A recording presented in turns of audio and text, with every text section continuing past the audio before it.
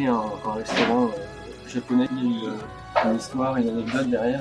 Derrière, c'est le patron qui est marié à une japonaise. Il a été plusieurs années au Japon où il a étudié là-bas et travaillé là-bas. Et ils ont décidé d'ouvrir un restaurant japonais avec vraiment les recettes japonaises sans adapter au palais français. Nous, vraiment, on a décidé d'amener un bout du Japon en France.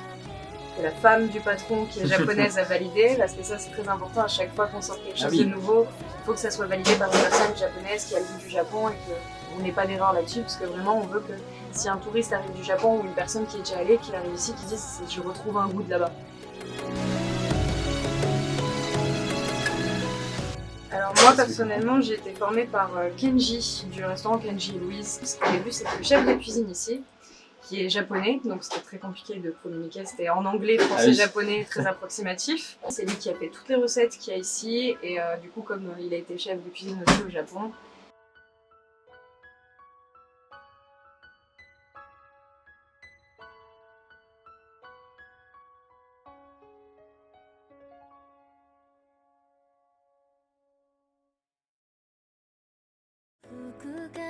Ce qu'on propose le plus généralement c'est le donburi, donc c'est un plat sur un bol de riz. Ça peut être un gyudon, un ebitendon qui est des crevettes en tempura sur un bol de riz, un tolidon.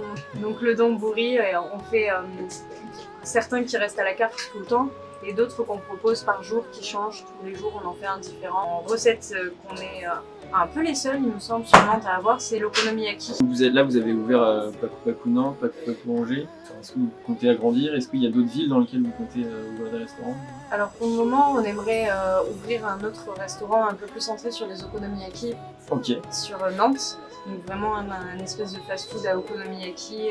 Un labo aussi, on aimerait avoir un labo où on fait nos propres takoyaki, nos propres gyoza, qu'on envoie ensuite dans les restaurants. Parce qu'au jour d'aujourd'hui, on est une petite équipe et c'est pas possible de le faire nous-mêmes.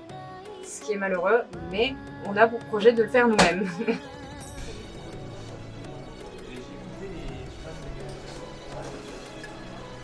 Le samedi, il y a toujours du monde, donc il y a toujours d'attente, forcément c'est le week-end, il y a toujours beaucoup de monde. Après, je pense que le meilleur jour, ça serait le jeudi, parce que nous, c'est le jour où derrière, on reçoit toutes nos livraisons, donc on est sûr qu'on a absolument tout.